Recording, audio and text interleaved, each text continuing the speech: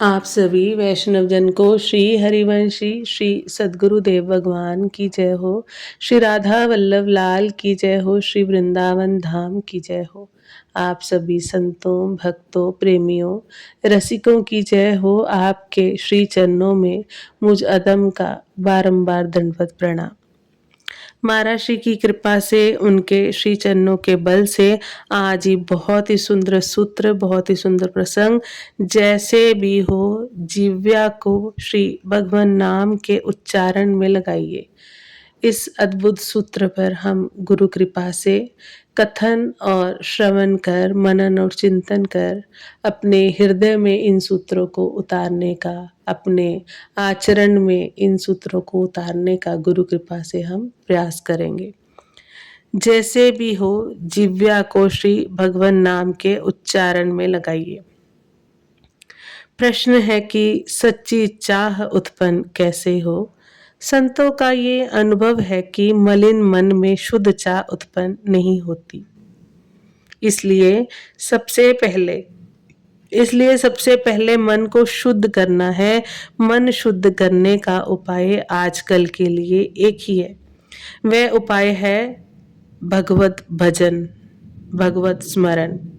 किंतु मलिन मन भगवत भजन में लग जाए, ये भी कठिन है। इसलिए एक काम करें, जिव्या से ही भजन करें, लेते जाएं भगवान का नाम, लेते जाएं भगवान का नाम। नाम में ऐसी अपूर्व शक्ति है कि अपने आप मन लगने लग जाएगा। बिना श्रद्धा, बिना प्रेम, केवल हठ पूर्वक जिह्वा को श्री भगवान नाम के उच्चारण में लगाइए। मन लगे तो उत्तम है, नहीं तो कोई परवाह नहीं। यदि जिव्या ने नाम का आश्रय नहीं छोड़ा तो सब कुछ अपने आप नाम की कृपा से हो जाएगा।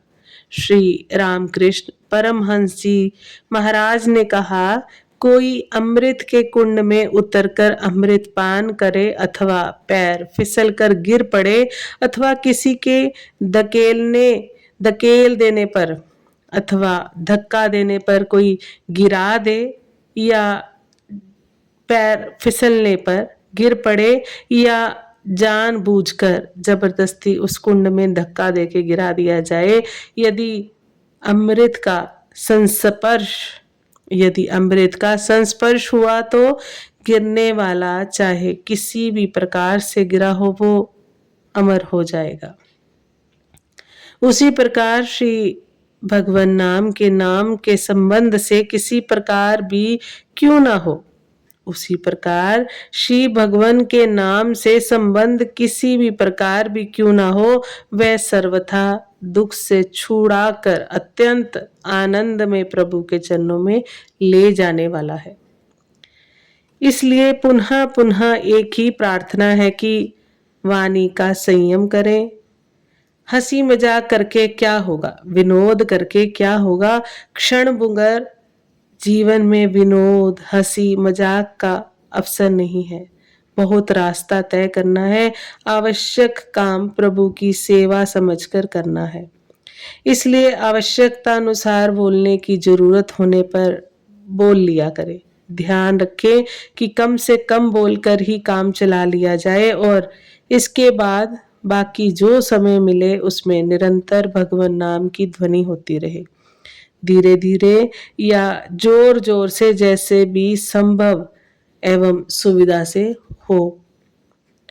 इस बात पर बड़ी गंभीरता से विचार करें। समय अनमोल है। जो श्वास गया वह वापस फिर नहीं आएगा, वो फिर नहीं लौटेगा। भगवान नाम के बिना किया हुआ श्वास व्यर्थ हुआ। मृत्यु का ठिकाना नहीं, कब आकर यहाँ का सब खेल मिटा दे। मेरे इस कथन से किसी प्रकार निराश होने की जरूरत नहीं है।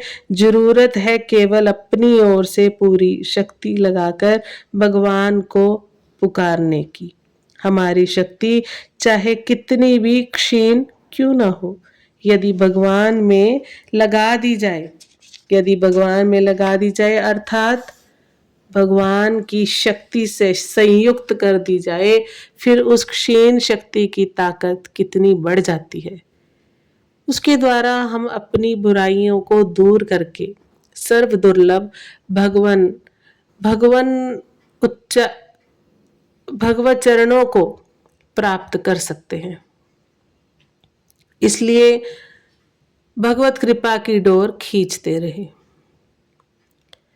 इन वचनों पर श्रद्धा बढ़ाते रहे। संतों का कहना है कि यदि कोई सचमुच भगवत कृपा पर निर्भर हो जाए तो फिर वह अपने आप आवश्यक साधनों से संपन्न हो जाता है। उसके लिए सब कुछ भगवान की कृपा कर देती है। सारांश ये है कि भगवत कृपा और नाम को आलंबन बनाकर जीवन के दिन बिताएं।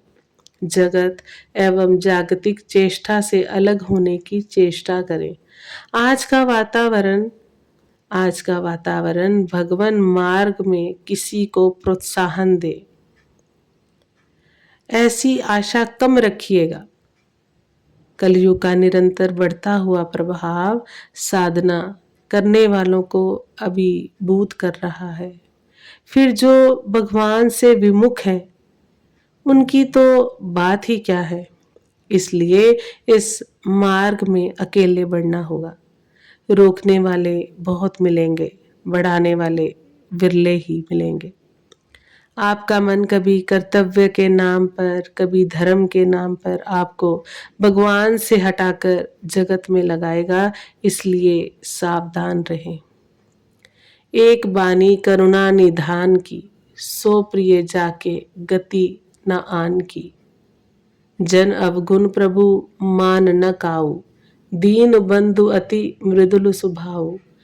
ऐसी कवन प्रभु की रीति, विरध हेतु पुनीत परिहरी, पावरणी पै प्रीति।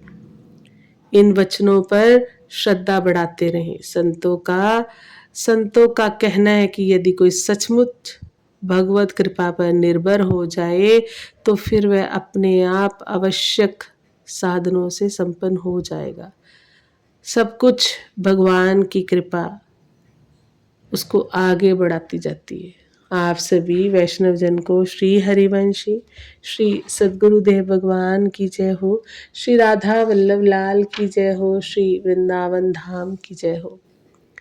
जय जय श्री राधे श्याम। जय जय श्री हरिवंश।